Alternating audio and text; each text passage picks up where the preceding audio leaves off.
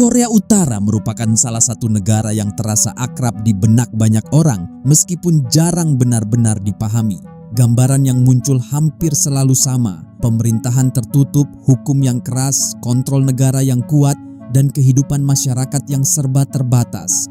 Narasi ini tidak berdiri sendiri, ia terus diulang dalam media, laporan internasional, hingga percakapan sehari-hari. Seiring waktu, pengulangan ini membentuk sebuah persepsi kolektif yang terasa konsisten, bahkan nyaris tidak pernah dipertanyakan.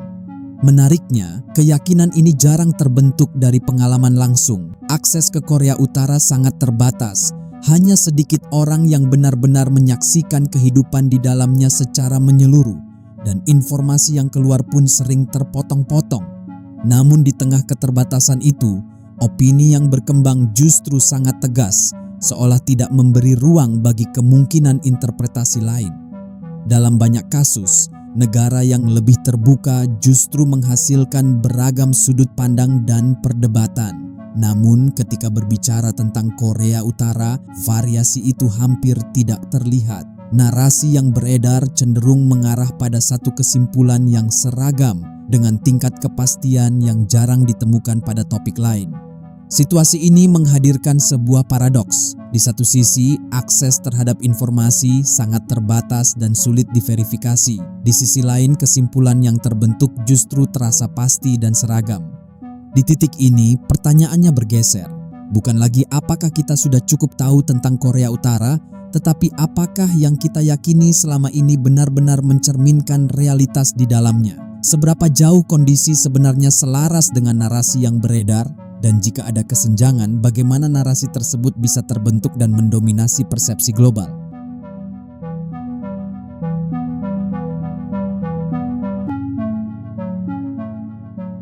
Dalam banyak pemberitaan internasional, sistem hukum Korea Utara sering digambarkan melalui cerita-cerita yang ekstrim. Mulai dari eksekusi dengan metode yang tidak biasa, hukuman kolektif, hingga keputusan yang tampak tiba-tiba. Narasi semacam ini berulang dan menyebar dengan cepat. Setiap kali muncul, responsnya hampir seragam, langsung diterima sebagai fakta tanpa banyak verifikasi. Dalam waktu singkat, cerita-cerita ini membentuk persepsi umum tentang bagaimana hukum bekerja di negara tersebut. Namun ketika klaim-klaim ini ditelusuri lebih dalam, sumbernya seringkali terbatas dan sulit diverifikasi. Banyak laporan awal berasal dari pembelot, rumor lintas perbatasan, atau media yang saling mengutip tanpa konfirmasi independen. Dalam beberapa kasus, cerita yang sempat viral kemudian dikoreksi, bahkan dibantah. Salah satu contoh yang sering dikutip adalah kabar mengenai eksekusi anggota keluarga dekat Kim Jong-un.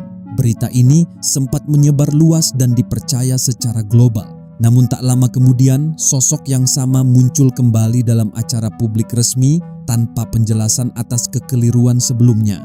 Pola seperti ini menunjukkan bagaimana informasi yang ekstrim dapat menyebar jauh lebih cepat dibandingkan proses klarifikasinya. Di sisi lain, jika melihat dokumen hukum formal yang tersedia melalui lembaga seperti Perserikatan Bangsa-Bangsa atau laporan Human Rights Watch, sistem hukum Korea Utara tetap menunjukkan struktur yang dapat dikenali, undang-undang tertulis, pengadilan, dan prosedur tertentu.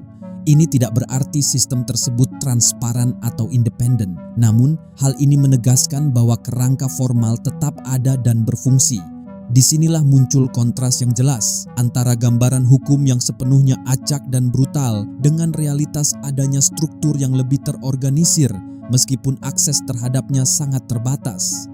Ketika dua gambaran ini dibandingkan, terlihat adanya ketimpangan dalam cara informasi dipersepsikan. Cerita yang dramatis lebih mudah menyebar dan diingat, sementara informasi yang bersifat teknis dan prosedural cenderung terabaikan. Akibatnya, persepsi tentang hukum di Korea Utara tidak hanya dibentuk oleh fakta yang terjadi, tetapi juga oleh jenis cerita yang paling sering muncul dan paling mudah dipercaya. Pada titik ini, batas antara fakta yang terverifikasi dan narasi yang terus diulang mulai menjadi kabur, terutama bagi publik yang tidak memiliki akses langsung. Ketika pola ini terus muncul dalam satu aspek yang sangat sensitif seperti hukum, Muncul kemungkinan bahwa mekanisme serupa juga bekerja dalam menggambarkan sisi lain kehidupan di negara tersebut.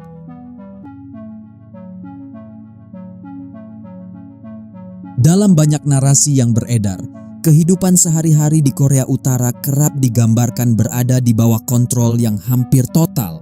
Pilihan gaya rambut disebut ditentukan negara, pakaian harus mengikuti standar tertentu, bahkan aktivitas pribadi sering digambarkan selalu diawasi. Gambaran ini membentuk kesan bahwa ruang individu nyaris tidak ada dan setiap aspek kehidupan berjalan dalam batas yang kaku dan seragam. Namun ketika berbagai laporan, dokumentasi, dan pengamatan lapangan dijadikan perbandingan, muncul detail yang tidak sepenuhnya sejalan dengan gambaran tersebut.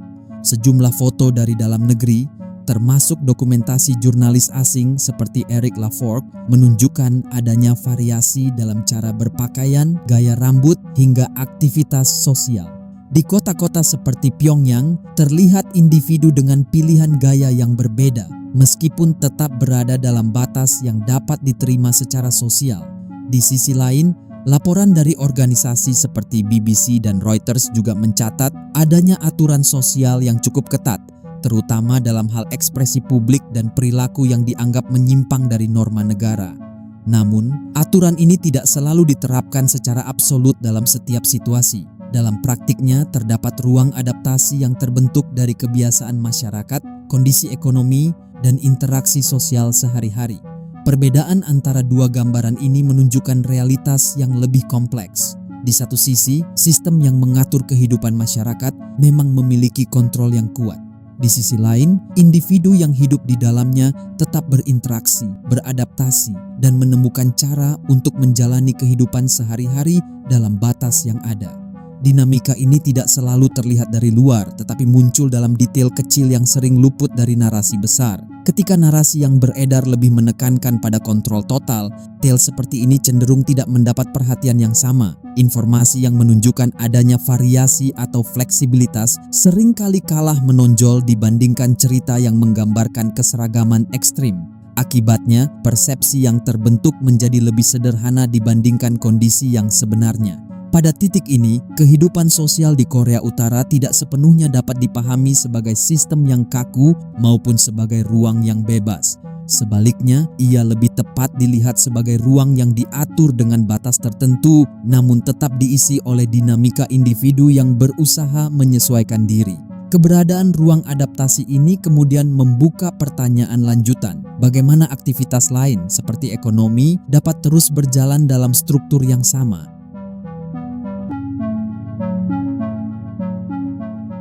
Ketika kehidupan sosial masih menunjukkan adanya ruang adaptasi, gambaran tentang ekonomi Korea Utara juga mengikuti pola yang serupa. Dalam banyak laporan internasional, ekonomi negara ini sering digambarkan sebagai sistem yang runtuh. Kota-kota disebut sepi, aktivitas produksi dianggap berhenti, dan kondisi negara kerap digambarkan seolah tidak memiliki denyut ekonomi yang nyata. Narasi ini membentuk kesan bahwa kehidupan ekonomi berada dalam kondisi stagnan, bahkan tidak berfungsi. Namun ketika informasi yang lebih beragam diperhatikan, muncul gambaran yang tidak sepenuhnya sejalan dengan anggapan tersebut.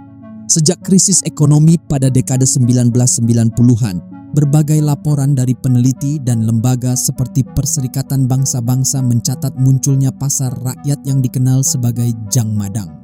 Pasar ini awalnya berkembang secara informal sebagai respons terhadap keterbatasan distribusi negara, namun kemudian menjadi bagian penting dalam kehidupan sehari-hari. Di pasar-pasar tersebut, berbagai aktivitas ekonomi berlangsung secara rutin, perdagangan makanan, pakaian, barang impor, hingga jasa. Tidak semuanya berada dalam kerangka resmi negara, namun tetap berjalan dengan tingkat toleransi tertentu. Dalam kondisi ini, masyarakat tidak hanya menjadi penerima kebijakan ekonomi, tetapi juga aktor yang membentuk mekanisme bertahan hidup melalui pertukaran dan perdagangan. Seiring waktu, dinamika ini melahirkan kelompok baru yang sering disebut sebagai donju atau pemilik uang. Mereka adalah individu atau kelompok yang berhasil mengumpulkan modal dari aktivitas perdagangan, lalu memperluasnya ke sektor lain seperti transportasi, distribusi, hingga konstruksi. Laporan dari media seperti Reuters dan BBC menggambarkan bagaimana kelompok ini beroperasi di ruang abu-abu di antara sistem negara dan mekanisme pasar. Kehadiran pasar rakyat dan kelompok donju menunjukkan bahwa aktivitas ekonomi tidak sepenuhnya berhenti. Sebaliknya muncul mekanisme alternatif yang berkembang di tengah keterbatasan. Sistem formal mungkin mengalami tekanan, namun di saat yang sama terbentuk sistem lain yang memungkinkan perputaran barang dan jasa tetap berlangsung.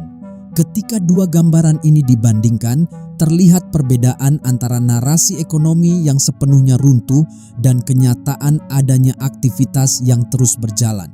Ekonomi tidak tampil sebagai sistem yang utuh dan stabil, tetapi juga tidak sepenuhnya mati. Ia bergerak dalam bentuk yang berbeda, seringkali di luar kerangka resmi yang dirancang negara. Dalam kondisi ini, pemahaman tentang ekonomi Korea Utara tidak hanya bergantung pada indikator formal, tetapi juga pada dinamika yang berkembang di tingkat masyarakat.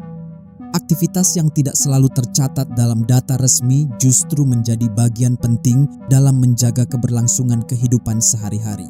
Namun jika aktivitas ekonomi tetap berjalan dalam berbagai bentuk, pertanyaan berikutnya menjadi tak terhindarkan. Mengapa kemiskinan masih terus muncul dalam berbagai laporan tentang Korea Utara?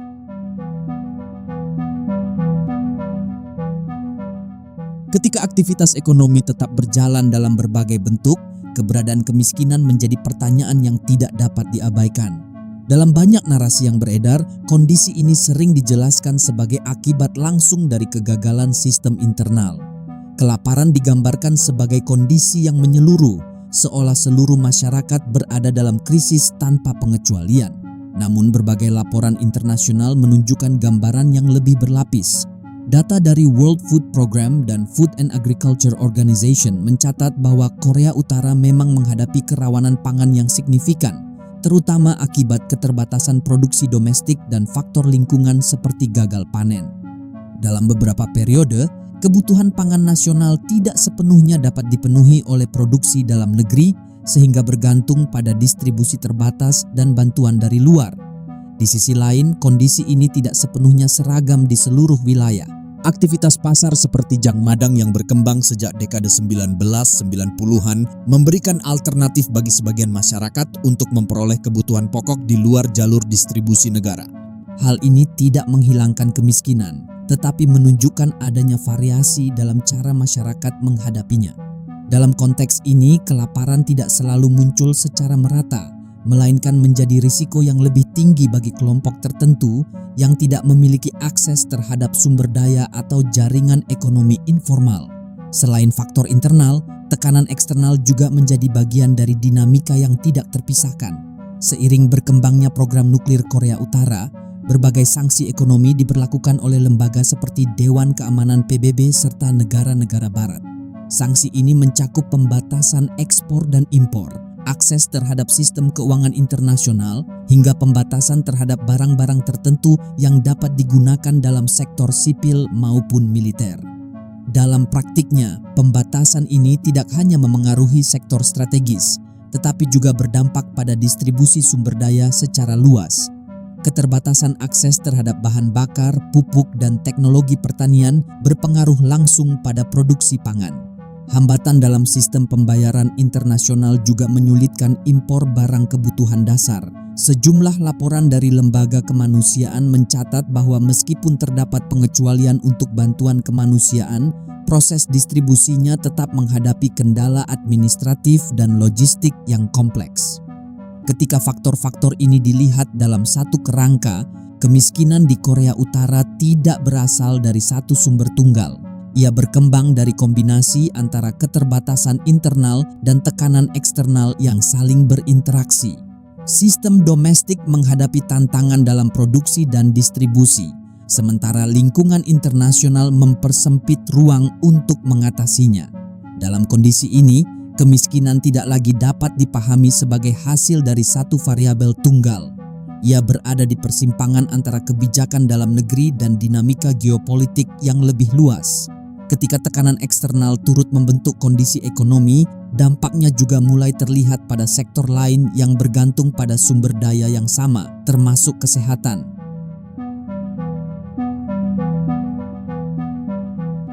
Ketika tekanan terhadap ekonomi memengaruhi distribusi sumber daya, dampaknya mulai terlihat jelas di sektor kesehatan. Dalam banyak pemberitaan, kondisi medis di Korea Utara sering digambarkan berada pada titik ekstrem. Rumah sakit disebut kekurangan listrik, peralatan medis terbatas, dan pasien harus menghadapi kondisi yang jauh dari standar dasar pelayanan kesehatan. Gambaran ini membentuk kesan bahwa sistem kesehatan tidak lagi berfungsi. Namun ketika laporan yang lebih rinci diperhatikan, muncul gambaran yang tidak sepenuhnya seragam. Data dari World Health Organization dan berbagai lembaga kemanusiaan menunjukkan bahwa sistem kesehatan di Korea Utara masih memiliki struktur yang berjalan meskipun dengan keterbatasan signifikan. Fasilitas kesehatan tetap beroperasi di berbagai wilayah, tenaga medis tetap tersedia, dan layanan dasar seperti imunisasi serta perawatan primer masih dilakukan, terutama melalui kerjasama dengan organisasi internasional. Di sisi lain, keterbatasan sumber daya menjadi faktor yang tidak dapat diabaikan. Sanksi internasional yang membatasi akses terhadap peralatan medis, obat-obatan tertentu, dan teknologi kesehatan modern berdampak langsung pada kualitas layanan. Meskipun bantuan kemanusiaan tetap diperbolehkan, proses pengiriman dan distribusinya sering menghadapi hambatan administratif dan logistik.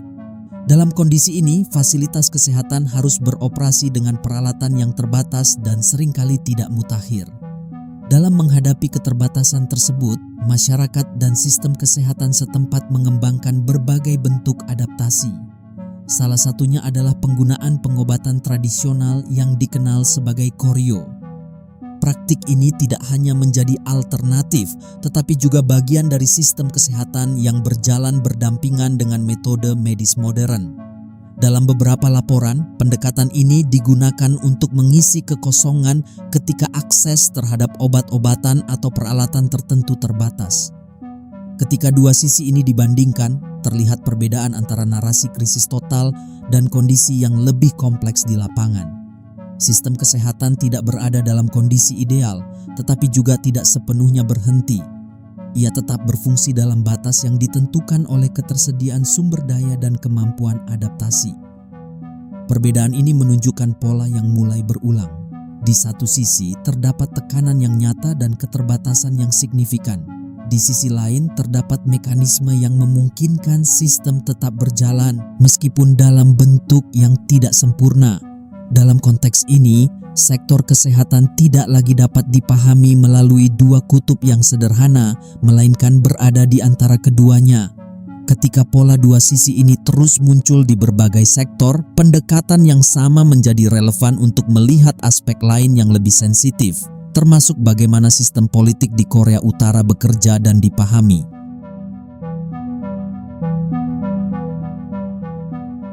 Ketika pola dua sisi terus muncul di berbagai sektor, pendekatan yang sama mengarah pada aspek yang paling sensitif, politik. Dalam banyak narasi global, sistem politik Korea Utara sering digambarkan sebagai ruang yang didominasi oleh ketakutan. Kekuasaan dianggap dipertahankan melalui kontrol ketat, pengawasan intensif, dan tindakan tegas terhadap siapapun yang dianggap mengancam stabilitas. Gambaran ini menempatkan politik sebagai sistem yang sepenuhnya bertumpu pada tekanan. Beberapa peristiwa yang sering dikutip turut memperkuat persepsi tersebut. Eksekusi Jang Song-taek pada tahun 2013 yang merupakan figur penting dalam lingkar kekuasaan, kerap dijadikan contoh bagaimana konflik internal diselesaikan secara tegas. Narasi tentang pejabat tinggi yang tiba-tiba menghilang juga berulang dalam berbagai laporan, menciptakan kesan bahwa struktur elit berada dalam kondisi yang rapuh dan penuh ketidakpastian. Namun ketika perkembangan berikutnya diamati, muncul detail yang tidak selalu sejalan dengan gambaran tersebut. Dalam beberapa kasus, pejabat yang sebelumnya dilaporkan hilang atau bahkan dieksekusi kembali muncul dalam acara resmi negara.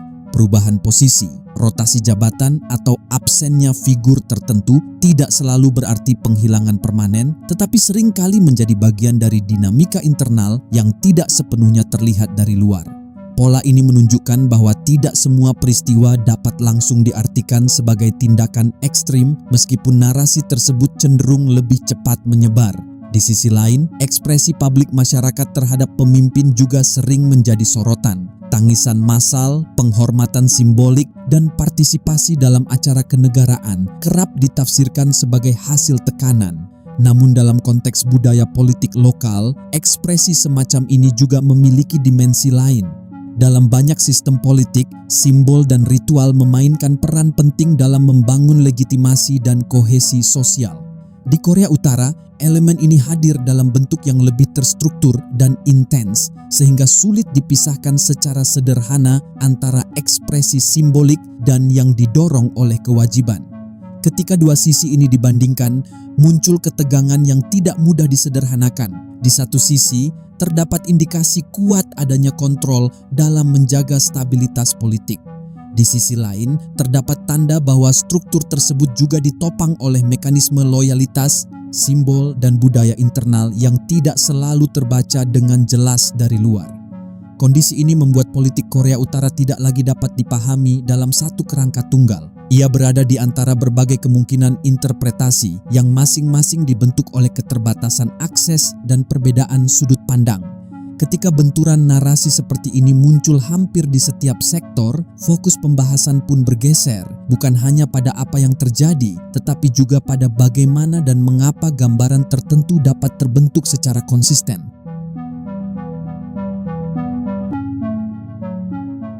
Setelah melihat pola yang berulang di berbagai sektor, hukum, gaya hidup, ekonomi, kesehatan, hingga politik, muncul satu kesamaan yang sulit diabaikan. Dalam hampir setiap aspek, gambaran yang beredar cenderung berada di titik ekstrim, sementara detail yang lebih kompleks sering berada di belakang. Pola ini tidak muncul secara acak, tetapi mengikuti cara informasi dipilih dan disampaikan. Dalam dunia media, proses pertama yang menentukan adalah apa yang ditampilkan. Tidak semua peristiwa memiliki peluang yang sama untuk menjadi berita. Redaksi memilih isu berdasarkan nilai berita, relevansi, dan potensi menarik perhatian publik. Dalam konteks Korea Utara, keterbatasan akses membuat setiap informasi yang berhasil keluar menjadi lebih bernilai. Dalam kondisi seperti ini, cerita yang paling mencolok dengan unsur kejutan atau keanehan cenderung lebih mudah diprioritaskan. Pemilihan ini kemudian membentuk apa yang dikenal sebagai agenda setting. Publik tidak selalu menerima seluruh informasi yang tersedia, tetapi lebih sering diperlihatkan bagian tertentu yang dianggap penting. Ketika yang paling sering muncul adalah cerita ekstrim, maka gambaran yang terbentuk pun mengikuti pola tersebut. Sementara itu, informasi yang lebih teknis, bertahap, atau tidak memiliki elemen dramatis seringkali tidak mendapatkan ruang yang sama. Setelah suatu isu dipilih, tahap berikutnya adalah bagaimana cerita tersebut disusun. Disinilah proses framing berperan. Fakta yang sama dapat disajikan dengan sudut pandang berbeda, tergantung pada konteks yang ditambahkan, detail yang ditekankan, atau narasi yang dibangun di sekitarnya. Dalam banyak laporan tentang Korea Utara, penekanan sering diberikan pada aspek yang paling kontras dengan standar global, baik dalam hukum, kebijakan, maupun kehidupan sosial. Sebagai contoh, sebuah kebijakan internal dapat disajikan sebagai bentuk kontrol yang ketat tanpa menjelaskan konteks historis atau kondisi yang melatar belakanginya. Di sisi lain, peristiwa yang sama juga dapat dilihat sebagai bagian dari mekanisme yang lebih luas dalam menjaga stabilitas internal. Perbedaan ini tidak selalu terletak pada faktanya, tetapi pada bagaimana fakta tersebut ditempatkan dalam sebuah narasi. Selain faktor editorial, terdapat pula aspek ekonomi yang memengaruhi bagaimana berita diproduksi dan disebarkan. Dalam industri media modern, perhatian publik menjadi salah satu sumber utama nilai. Berita yang mampu menarik perhatian lebih besar memiliki peluang lebih tinggi untuk dibaca, dibagikan, dan dikutip. Dalam situasi seperti ini, cerita dengan elemen ekstrim, unik, atau tidak biasa memiliki keunggulan dibandingkan informasi yang bersifat teknis atau bertahap. Beberapa analisis dari lembaga seperti Pew Research Center menunjukkan bahwa pola konsumsi berita global cenderung mengarah pada konten dengan daya tarik emosional yang lebih tinggi. Hal ini tidak berarti bahwa informasi yang disampaikan tidak akurat, tetapi menunjukkan bahwa cara penyajian dan pemilihan topik dipengaruhi oleh dinamika perhatian publik. Ketika ketiga proses ini, pemilihan isu, penyusunan narasi, dan insentif ekonomi berjalan bersamaan, terbentuklah pola yang konsisten. Informasi yang paling sering muncul bukan selalu yang paling lengkap, tetapi yang paling sesuai dengan kriteria tertentu dalam sistem media. Dalam konteks Korea Utara, kondisi ini diperkuat oleh keterbatasan akses langsung, sehingga ruang untuk verifikasi independen menjadi semakin sempit. Pada titik ini, media tidak hanya berperan sebagai penyampai informasi, tetapi juga sebagai pembentuk cara informasi dipahami. Apa yang dianggap sebagai gambaran umum tentang suatu negara seringkali merupakan hasil dari proses seleksi dan penyusunan yang berlangsung secara terus-menerus. Perbedaan antara fakta dan narasi tidak selalu terletak pada benar atau salah, tetapi pada bagian mana yang ditampilkan dan bagaimana bagian tersebut disusun. Ketika pola ini ditempatkan bersama dengan benturan yang muncul di berbagai sektor sebelumnya, keterkaitan yang lebih jelas mulai terlihat. Narasi tentang Korea Utara tidak berdiri sendiri, tetapi berkembang dalam sistem informasi dengan mekanisme tertentu. Pada titik ini, pembahasan tidak lagi berhenti pada apa yang terlihat, tetapi bergerak pada bagaimana gambaran tersebut terbentuk dan mengapa ia dapat bertahan dalam waktu yang lama.